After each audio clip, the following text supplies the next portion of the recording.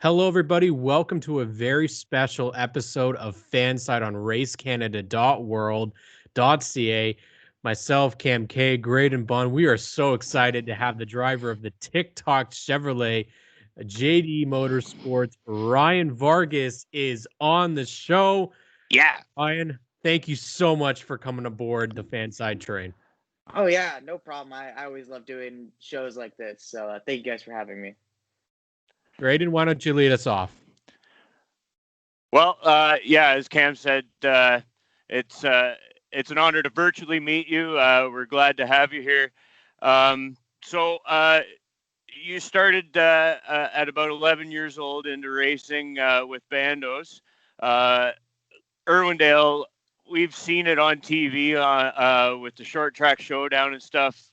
Irwindale looks like such a cool track. Talk about your start, please. Yeah, starting from Bandoleros, we jumped in with, very little, and by very little, none. No racing background. My mom was a kindergarten teacher. My dad's a construction worker. So none of us knew what we were getting into. And we jumped, like I said, there's no big backing, no history in the sport. We just jumped in heads first. Started racing at age 11 in 2012. Raced for 3 years, got the state championship all 3 of those years, and tied for the national title. And then proceeded to race street stocks when I turned 15. Ran that for a year. When I was 14, turning 15, ran that for a year. Then I actually, it's a story that doesn't get talked about a lot, but I managed to make my first ever super late model start that year, and it was because the night I won my first street stock race, the owner of the super late model team, Dave Eshelman, was there that night, and he saw me win. And I was coaching his daughter in Bandoleros, and he wanted me to drive his race car for him. And that ended up being a full season deal when I was back in 2016. Ran super lates and late models for 2 years. Then got picked up by the diversity program in 2018. And then, unfortunately, at the end of 2018, I lost that ride. Mm-hmm. Proceeded to go kind of from team to team, really just having to learn from square one at the beginning of 2019. Went to Xfinity Series, ran a bunch of late model races, and here we are today, sponsored by Tik Tok, racing in NASCAR, which is pretty cool. Wow. I mean, you obviously proved you're a fast study. That's an impressive resume in the scheme of things and not too long of a time. That's awesome, man. Thank you. Yeah, no, it's been a lot of work for sure.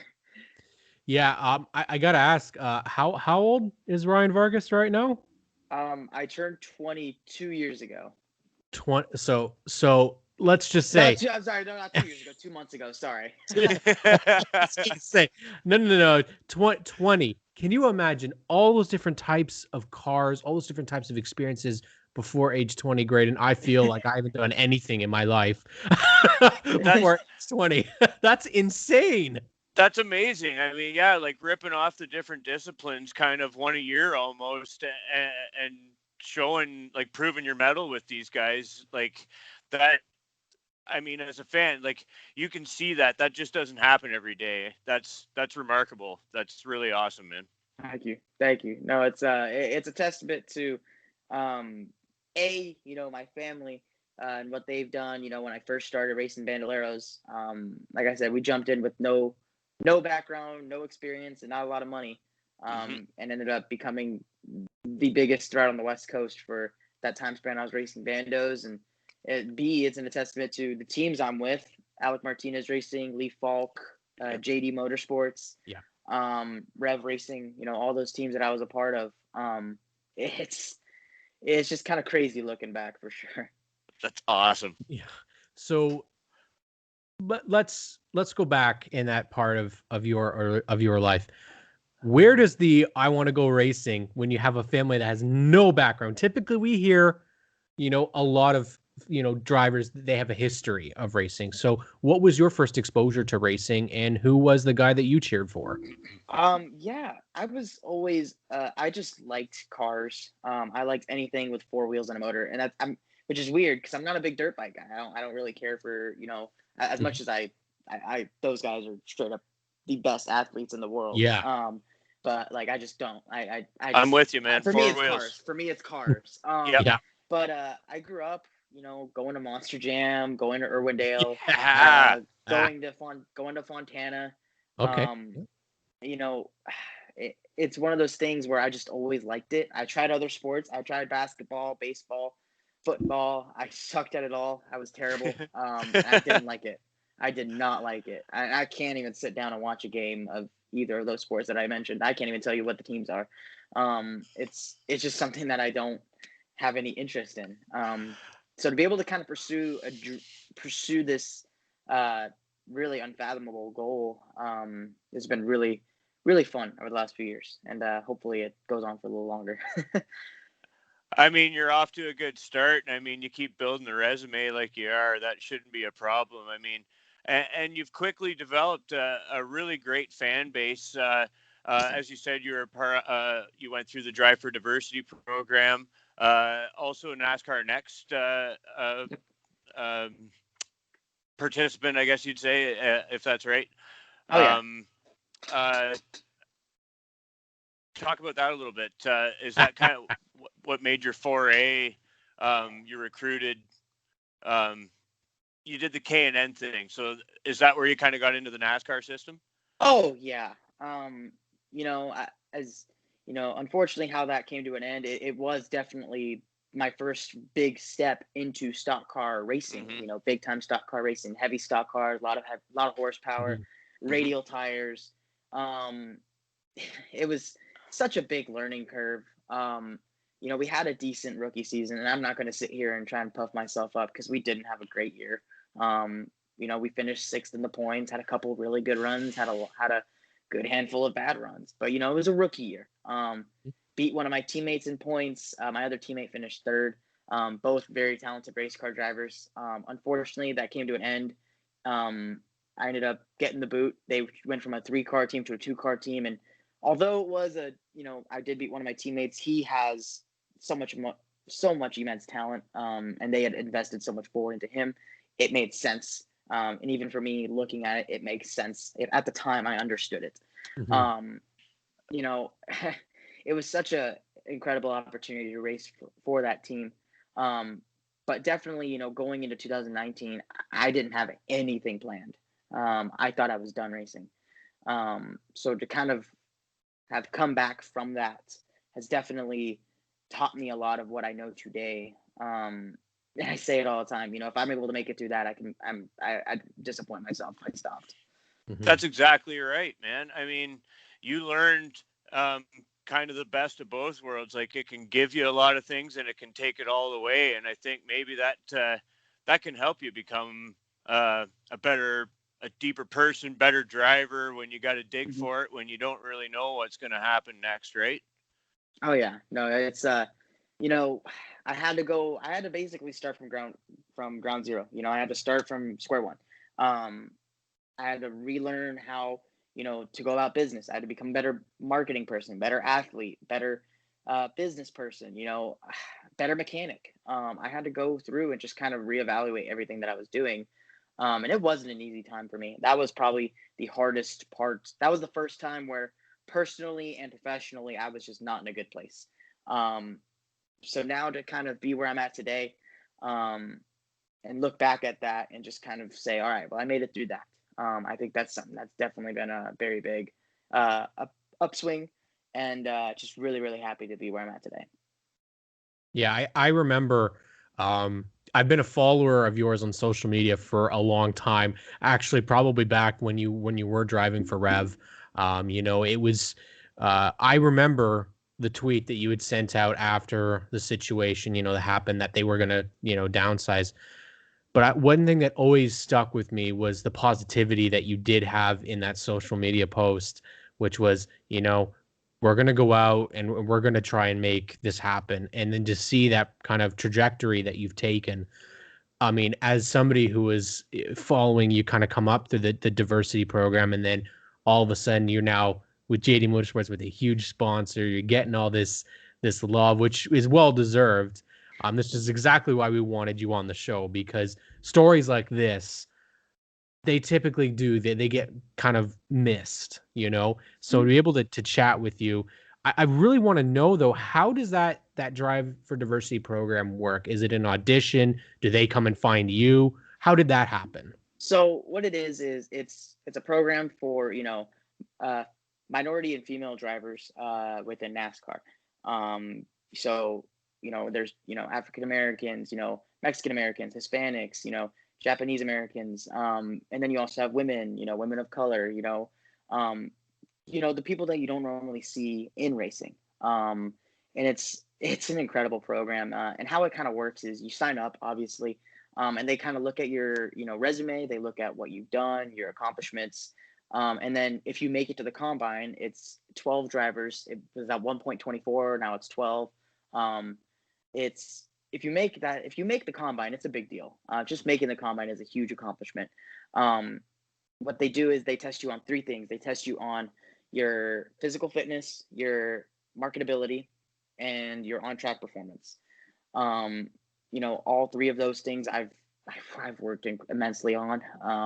New Smyrna Speedway is where they do the actual on-track portion, and I personally really do like that track. It reminds me a lot of one of my home tracks, Kern County Raceway, the way you have to race it, and it's a lot of fun to get around that place. And really, it's one of those really good tests. It shows who is the person to watch.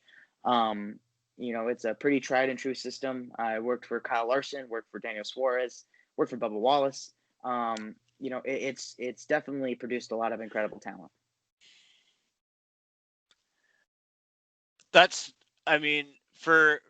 For people that want to, for young people that want to get into racing, you're kind of the role model, I think. Like, you've immersed yourself in it. Even like you said, your background isn't from racing, but I mean, the people that you've mentioned that you've worked for, I mean, if you want it bad enough, you got to get in there and get it. And I think your drive, you can tell your passion, the way you speak. I mean, you've worked at this a ton, and I think that shows. I mean, if you want it bad enough, you go through whatever you need to get it done, and I think that's just amazing, man. No, I appreciate that. It's really, you have to want it. You have to put in all the time you can. You obviously don't want to burn yourself out. I have experienced burnout. It is not good. It's probably the most unhealthy thing you could experience. You have to find time. But I have behind the screen right now, I have my whiteboard, which has the 2021 schedule, potential sponsors I'm working on, my current sponsors, and it has a whole list of tactics that I could use and so on and so forth. I do my own marketing. I do my own PR. I do physical fitness. I work on the race cars on the weekends that I'm not racing. And over the off season, I'm going to be immersing myself in esports and possibly doing some driver coaching as well. So you have to immerse yourself in it. Keeps you relevant, right? It does. That's why I raced late models in 2019. Mm-hmm. For any race car driver who, would lose a ride at the K&N, well, now ARCA level, they would see that and see going back to late models as a downgrade. It's not, if you make the best of it. We won 2 races when I was out of the seat for 6 months. I was out of the seat for 6 months, came back and won my first race. You have to make the most of it. You have to put the time in. You have to work on your car. You have to work on yourself. You have to work on your marketability. There's no reason why I should have fans. None. Absolutely.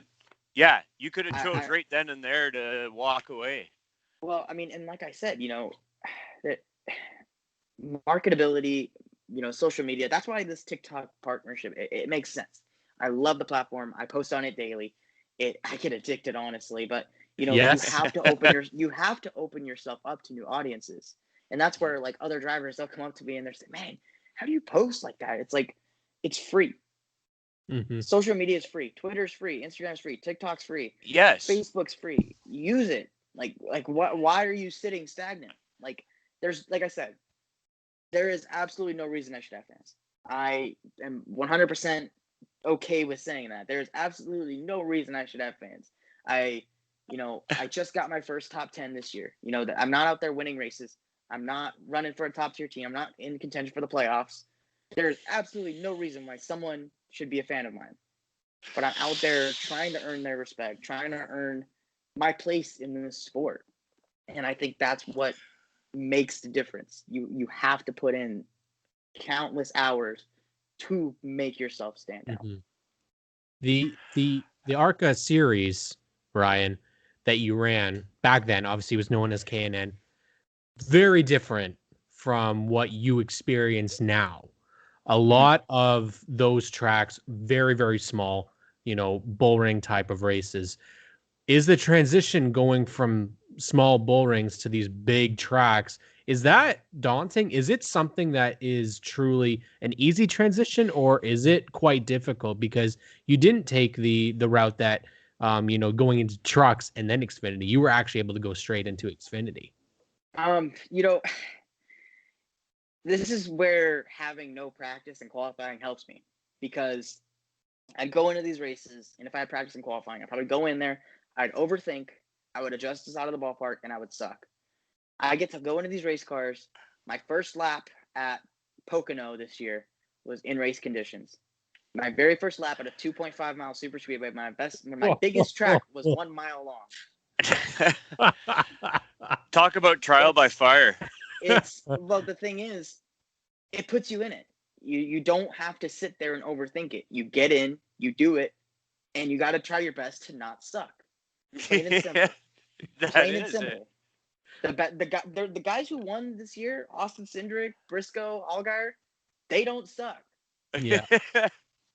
They won because they don't suck. Those teams won because they don't suck. JD Motorsports had one of their best seasons, in my opinion, ever. Performance wise, on track wise, they had one of their best seasons ever, and it's because they don't suck. You have to show up and not suck. Mm-hmm. And the proof is in the pudding. We went to Pocono, ran top 10, went to Darlington, ran well inside the top 15 until oil. Everyone wrecked. Yeah, you weren't alone. Yeah. I mean,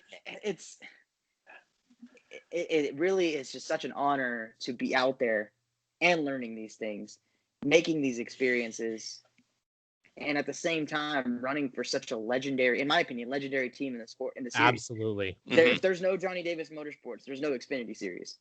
Yes, that's right. Yep. So, well, I think going back, well, you've just kind of touched on it again.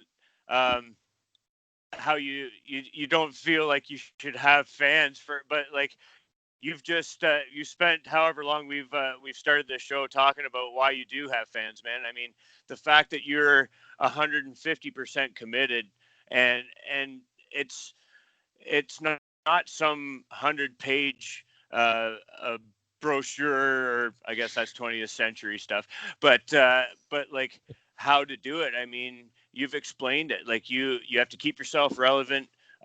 You work at every aspect of your craft, and I think that's remarkable. You're also the 2016 and 2017 Wendell Scott Trailblazer Award winner. That's pretty neat. Can you touch on that a little bit for us, Ryan? Yeah, being the recipient of the Wendell Scott Trailblazer Award is a really big honor. Wendell Scott, obviously, for those who don't know, is the first African-American driver to win at NASCAR's highest level, the Cup Series. To represent the Scott family and knowing what he's done in the sport, it's a big deal. And not only to win that once, but twice is a huge honor. I believe I'm the only one to win it twice. Back to back. It's a really big deal for myself. It's one of those things I'll constantly put on the resume because I know what it means to be a minority driver in the sport. Yes. It is absolutely, it is a thing you wear on your sleeve. I will always be the Latino driver. I will always be that. And it's something I just wear on my sleeve, and I'm proud of that. As well you should be, Yeah. One of the things that I think is a big misconception about NASCAR that I feel that they really tried to change this year is the diversity of its fan base, the diversity of its drivers. Obviously, minorities, women.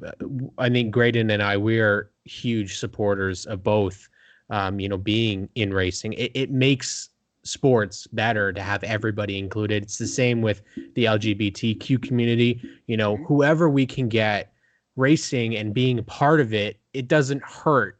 The more and more fans you have, the better. I'll tell you one thing. Yeah. You put a tin can coffin going 150 miles an hour. You put a helmet on a driver and a race suit on a driver. You can't tell if that man is. You can't tell if it's a man or a woman. You can't tell if they're bi, gay, or trans. You can't tell if they are Latin, African American, Asian, whatever. You cannot tell that. You can tell that they're a race car driver. They're turning left. They're turning left a lot of times at a really high rate of speed. It doesn't matter. Everyone belongs in racing. It doesn't matter. 100%, bud. Well this said. guy right here, he gets it. I love it. I mean, you know, so that's why I love the program, you know, the Drive for Diversity program. Obviously, it's gotten a little bit smaller over the couple of years, but what I loved seeing was, you know, people coming together.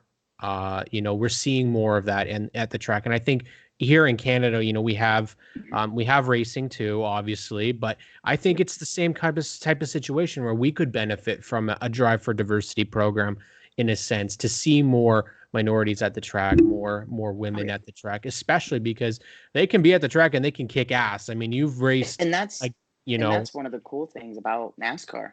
It's a very much an equal opportunity sport.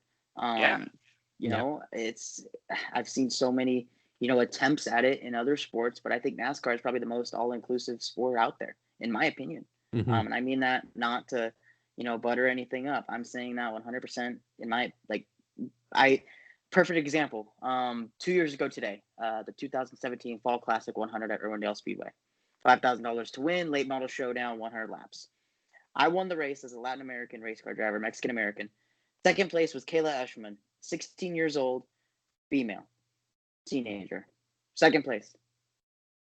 That's, yeah. I mean, like you said, when you can't tell who's behind the wheel, who's in the car, it's a driver, and that's all that matters until they pop out and they pop their helmet off and you see who they are as a person. And then at that point, a person shouldn't be like, well, and insert discrediting remark here, but like it should be, wow, like how the hell did they do that? I mean, it's that's what makes us fans to begin with. Watching you guys do what you do is not, if it was easy, everybody would do it and it wouldn't be special. So I mean, regardless of what your creed, color, preference, and sexual preference, I mean, have at it. I mean, it is like you said, anybody can play.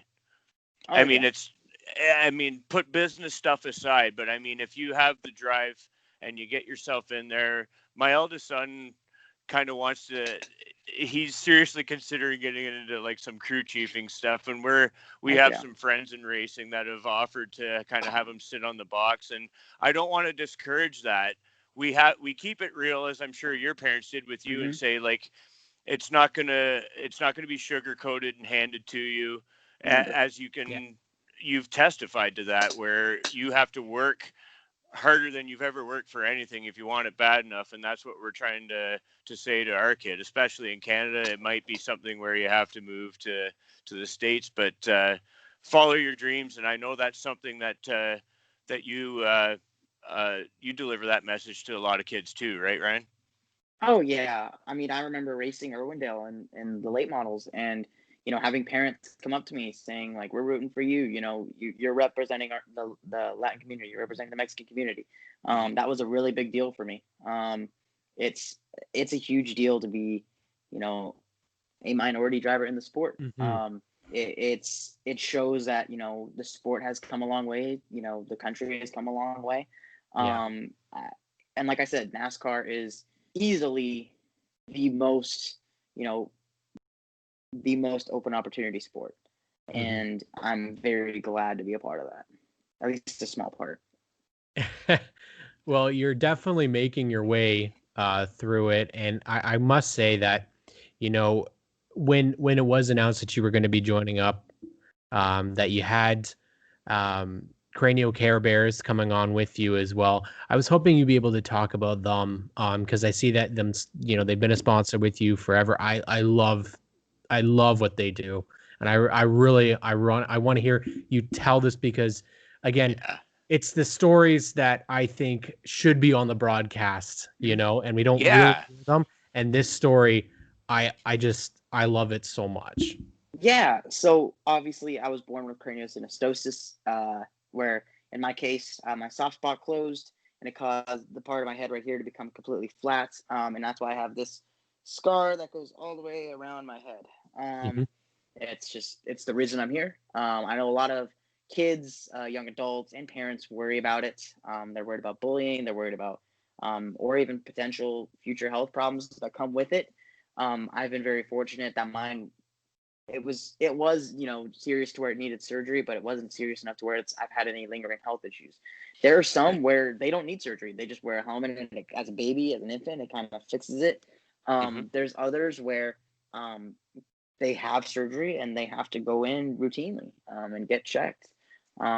It's something that, it varies. And that's why I work with cranial care bears. And this year I partnered with FACES, the National Craniofacial Association, that doesn't just focus on craniosynostosis, but they also focus on all craniofacial differences like cleft palate, other craniofacial differences like that.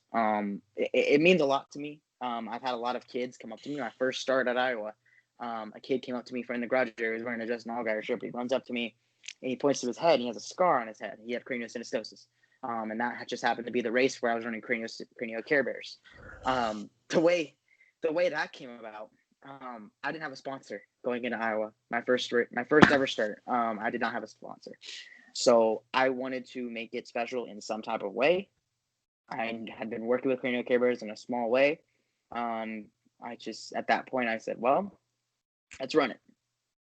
We went out there unsponsored and finished top 20 with cranial care bears on the car.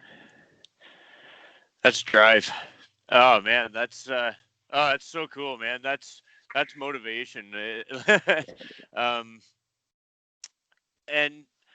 I mean, the amount you work, and your love of kids, I see like you have kind of a fun relationship with Josh Williams, who's a guy that I root for a lot too. Yeah, we're big fans. Oh yeah. And he, like his hospital tour that he does with the kids. I mean, as a dad myself, like when you're talking about that stuff, that hits you like so hard. Oh, yeah. I mean, you tend to, I mean, that's not just a racing thing. You kind of tend to align yourselves in life with people like-minded that you like to be around, that pump you up and stuff. So, I mean, that's got to be the same with the friends you've made in racing too, right? Oh yeah. I mean, I live here in this house. My roommate, Brad, he races Spec Miatas. My buddy Mark, he's well in that friend group. Myatt Snyder downstairs, my landlord. I race against him every weekend. I'm around racing friends all the time. Yeah, that's awesome. I mean, like you said, when you surround yourself with like-minded people, you find yourself some really good relationships. And I'm really glad I have all these friends that have been very helpful to me within racing, and with just keeping everything in check. Racing is a mentally draining sport. So if you have people that kind of know what it's like to be around you, it helps. It definitely helps you out a lot. Like I said, where I am today is far better than what I was a year and a half, 2-3 years ago. I wouldn't change a thing. I can imagine then with Myatt being there that you can't have anything other than Louisiana hot sauce on your nuggies, I would assume, right? No, what he does is he comes up, like those little cough syrup little bottles. Like the little cap, he puts the Louisiana in that cap and you have to drink it before bed. And then he'll come, and then as he does that, he'll just kind of like sit there and tell me to do my taxes. So it's just how that goes. It's just how it goes. Oh, man, you've definitely got the the support there. One of the things that Graydon and I really talked about, even just as late as early as last week, was out of the 3 racing divisions, Xfinity Series blew the other 2 out of the water. I found that the racing was absolutely phenomenal this year, and the competition level for you guys, it seems that it's actually kind of it's somewhat started to even out, and that you guys were able to run, at multiple times within the top 15, top 10, but you got that top 10 at Texas, and in a photo finish, mind you. I did see that TikTok. I loved it. Yeah. I gotta ask, man, how did that feel? Because that's, remarkable. That was, I will tell you this, that was the biggest race of my career. 100%. That was the biggest race. That was the biggest accomplishment. It felt like I won the Daytona 500. I knew what it meant for this team. I knew what it meant for TikTok. I knew what it meant for me. It's, JD Motorsports, it's no secret. They're not a JGR. They're not a JRM. They're not a Penske. They're not a colleague. But what we put out there is, they put their blood, sweat, and tears in these race cars. And to go out there and show what we are capable of and do it every week, really, you could say, and I've had people in the comments, they're like, oh, well, the leaders wrecked out. It's like, yeah, they did. There's no denying that. But I was also running 12th when they wrecked. Yep. And I was catching the pack of cars in front of me. Mm-hmm. So it doesn't matter. We ran top 10, and there's been so many races this year where we've been fast enough to run even better. We've just had bad luck. Martinsville, perfect example. We had the shifter break and the battery go out. We went back on track and we were running only 0.3 slower than Allmendinger when he was leading. You go to Talladega, we were the second or third quickest car. You go to Kansas, we had no power steering. I dropped to the back, drove up to 26th with no power steering. You look at the Roval. Nice. We should have been a top 15. I couldn't see. That's we'll have to talk about that later. But it's race. We've had speed. Darlington, no sponsor in a race car. No sponsor in a race car. Didn't have the entire full allotment of tires. Went out there and ran inside the top 15. Darlington, my first ever start on. Pocono, ran inside the top 10. The only race where I really struggled was Kansas. Yeah. The first one, where I kind of fell out of the seat. But and that just goes to show everything that JD Motorsports has done this year. Yes. I mean, it shows, especially since we got the TikTok deal. It shows what happens when you can invest into a team like us. Every race we've had speed. We didn't have luck. Yeah. There's no amount of money in the world that can bring you luck. Yeah. But money buy, as the great Carol Shelby once said, money can buy speed. How fast do you want to go? And luckily, we had sponsorship this year, and it was, what was cool about it is that TikTok was so excited about this. They felt, awesome. And it's very true, what I'm about to say, but they felt like they really helped build up this organization a little bit, and they did. 100% they did. Yes. That top 10 would have not been possible without TikTok. Yeah. And stuff like that goes very rarely happens in racing. That's why not just myself is so grateful for TikTok, but the entire team. It's a very huge deal, very huge thing for just the overall tone of the season. It was a very big, kick in the butt to kind of go and finish the year strong. Safe to say that that was a good motivating kick in the butt, the TikTok backing, but I mean, like you said, like Mario Goslin said this to us too. I mean, it's the correlation obviously between getting kind of the infusion. It gives you resources and parts and pieces that you didn't have before, but shows what the team was capable of all along. They just needed those pieces to help get going, and the fact, like you said, all those high points of the seasons, whether results show it or not, and those times where you didn't have it on the car, or like anything on the car, where you kind of put the car on your back a little bit, and so did the team. It comes down to desire again, where you guys want to put your best foot forward at tracks like Darlington. Like, who the hell does that? Like, it's yeah. No, I mean, go ahead. Sorry. No, that was pretty much what I was getting at, though. It's just like the teams like JD and the DGMs and the Martins Motorsports and the Ryan Siegs and that sort of thing. It shows that the JGRs and the Penske's can have their pull down rigs and their wind tunnel time, but you guys can run with them when you guys get the parts and pieces you need. Oh, 100%. And I will never sit in a chair and do an interview or talk with people or talk with friends and say I'm the reason a race car went fast. I will always say that JD Motorsports is by far has given me the best opportunity I've ever had in racing. And it's been by far, it's shown. It is completely shown every time we've gotten in the race car. It's like I said, it's one of those things that doesn't get talked about a lot, but when it does get talked about, it's for the right reasons.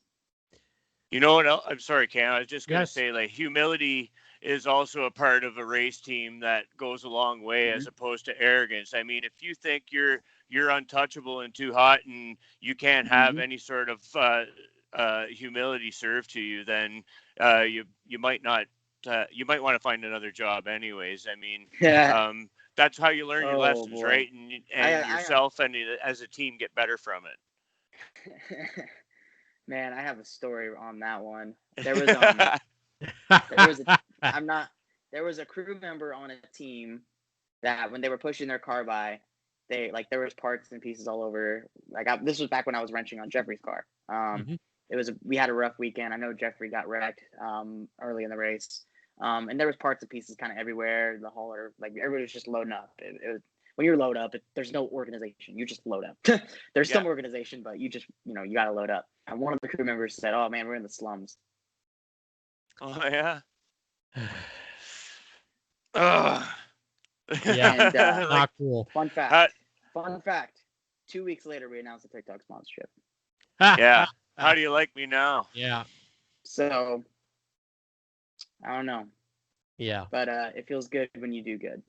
That's right. I mean, those guys, like karma, it might take a while to get around to them, but I mean, the world kind of works out as it should eventually. Yeah, I mean, whatever. That dude can put that in his pipe and smoke it because you guys served it up to him big time. Oh yeah, that's why I had a big old smile on my face. Nice. The whole JD Motorsports team, I think when I heard that you were joining that team, all of a sudden, when it's of all the teams in that Xfinity garage, it was like, yes, because there's a couple guys that we've seen with JD Motorsports that have gone on and now they've run Cup. Ryan Preece, we've seen Ross Chastain, more well-known Ross Chastain. Harrison Rhodes has gone up and run Cup Series. We've seen Garrett Smithley do the same. Obviously you run with Jeffrey Earnhardt. You've had Colby Howard, Jesse Little. What is it about you think that Johnny Davis and that entire team that just is able to produce these up and coming stars and that the Cup teams take notice of? Man, I think it kind of goes back to two of the things I said earlier. I said this earlier. There's no Xfinity Series without Johnny Davis Motorsports.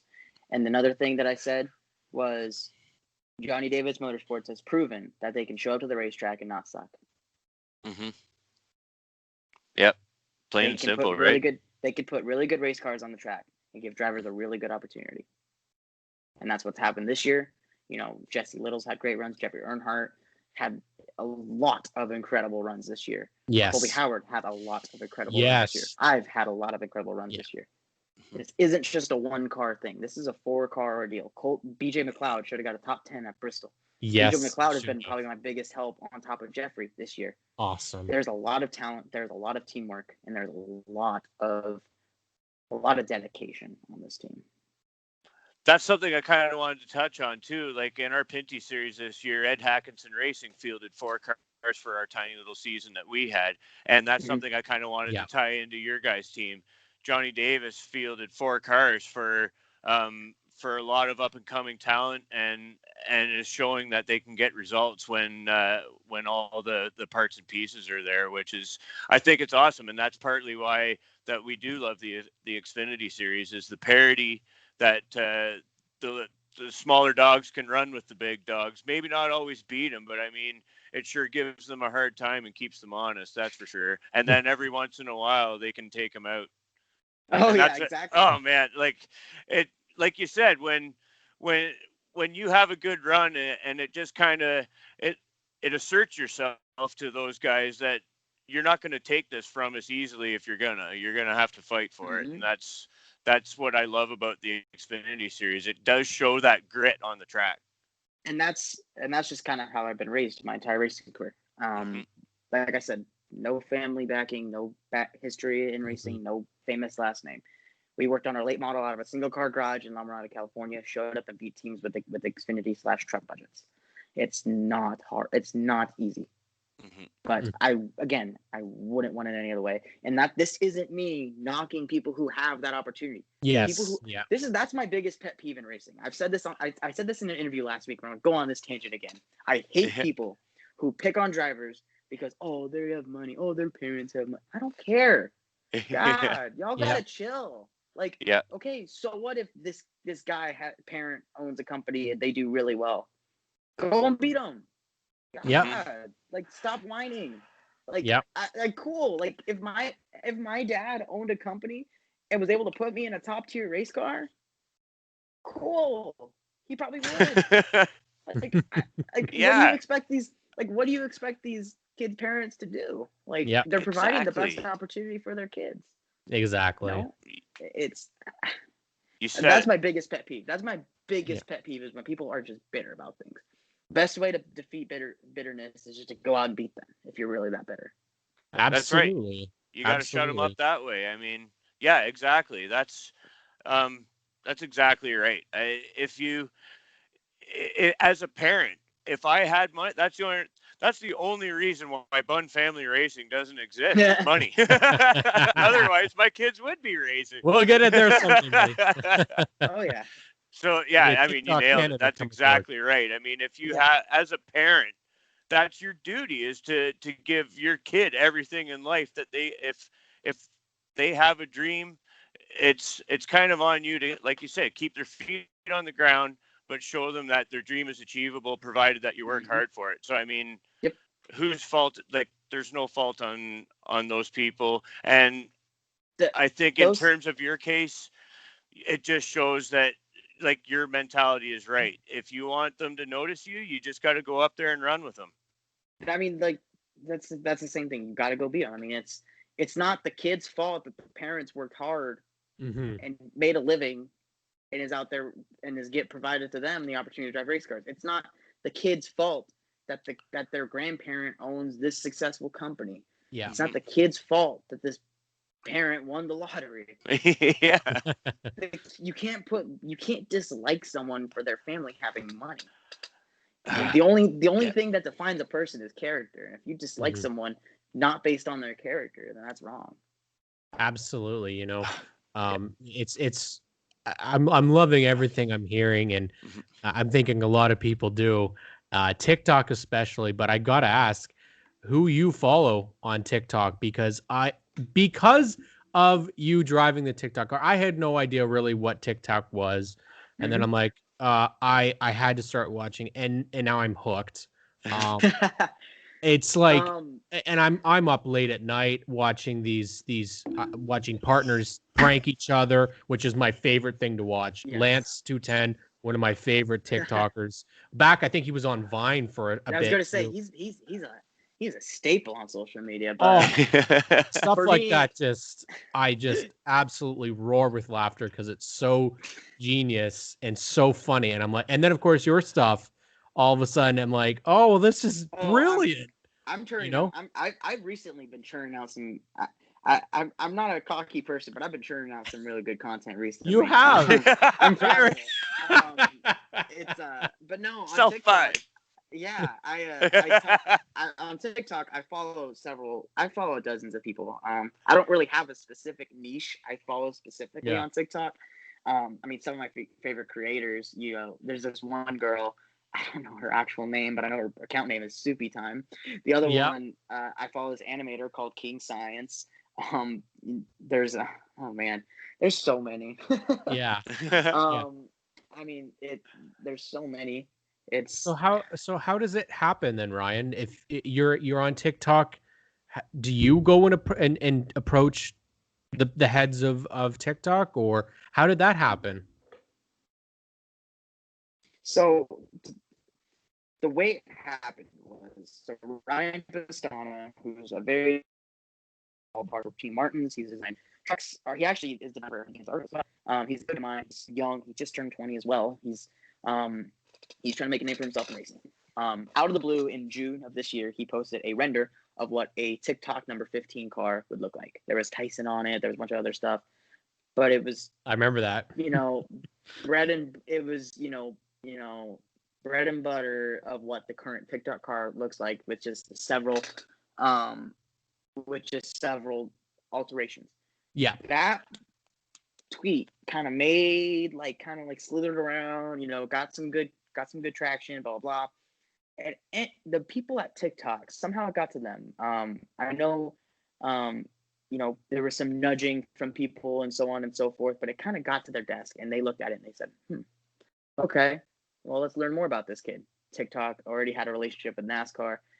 They kind of reached out to NASCAR and like, what's the deal with this kid? Like, who is he? Like they knew, they did their own research. They knew who I was kind of. NASCAR said, he's a good dude. And like, they got my info. I talked to TikTok. What started out as a conversation to do one race turned into 6 races. And that's just a testament to everything that they've believed in me, which is rare. Yeah. You don't get that in racing. It was just a really cool way, the way it all happened. It was not easy by any means. We had to fit about 5-6 months worth of work into about a month and a half span of time. I was basically going crazy from paranoia, almost just like trying to make sure that I didn't miss any calls or emails or texts. And it was about around the time, it was Richmond, the doubleheader weekend. I was crewing. I was actually the tire guy on BJ's car that weekend. And as I was doing pressures and stuff, I was answering texts, and that was the day I signed the contract. When I was doing tires for BJ McLeod. I signed the contract that day. And the funny thing about that is I still was just like, there was a part of me that was just sitting there and I'm like, okay, so when does this fall apart? When does this not happen? Like what are the multiple opportunities to where this doesn't happen? Where does this timeline start to happen? And I mean that goes all the way until the day before we announced it. I was sitting on my porch. I sat out there for like 2 hours with my phone in my hand, and I don't think I even opened it. I sat on my phone just like here. It was actually my birthday. But I spent that day alone. We ordered some food here. It was just me and my roommates. And by that time, they all were aware. They were the only people that knew. And we kind of like had a mini celebration for that. And then that morning, awesome, it went out. Oh man, that's neat. I think it's cool that TikTok's sort of like a cutting edge kind of new app thing mixed with sort of a traditional old school way of a driver like getting a sponsorship that's not like you said, not a detriment to like somebody having roots or ties to money, but it's kind of a new school thing mixed with the old school model of racing. I think it's kind of a cool mix. Well, TikTok, they believe in NASCAR. They know that it's one of, and kind of going back to what we were talking about earlier about the diversity aspect. Yeah. They are very aware that NASCAR is very much an equal opportunity sport. I mean, you look at me, I'm a Hispanic American race car driver driving for Johnny Davis Motorsports, a team based out of South Carolina. I'm from Los Angeles, and our first race was in Talladega, Alabama. That's as diverse as it gets. And TikTok being such a cutting edge platform, and the way it works, it's provided so many creators a platform. It's provided so many people a voice. I think that's one of the things that kind of gets overshadowed on TikTok is the fact that it's given so many people a voice, absolutely, to be heard. I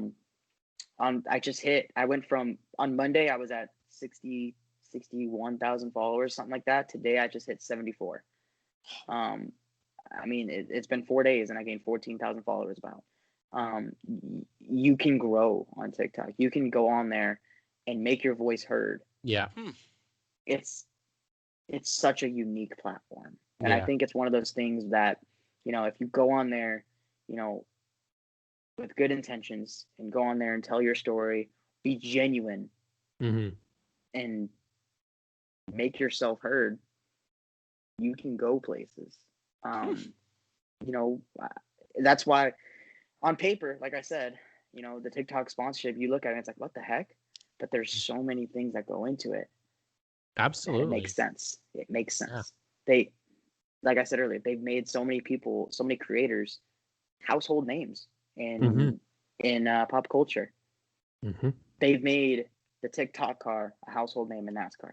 Yep. And it's remarkable to think that, I mean, the possibilities are endless. Obviously, COVID being what it is, that's kind of mucked everything up. But then you have the option now, TikTok creators coming to the racetracks and being able to work maybe with you on other. We got some stuff working. See, I was like, Nice. that's got to happen. Not to mention, it's worldwide. It's not, centralized.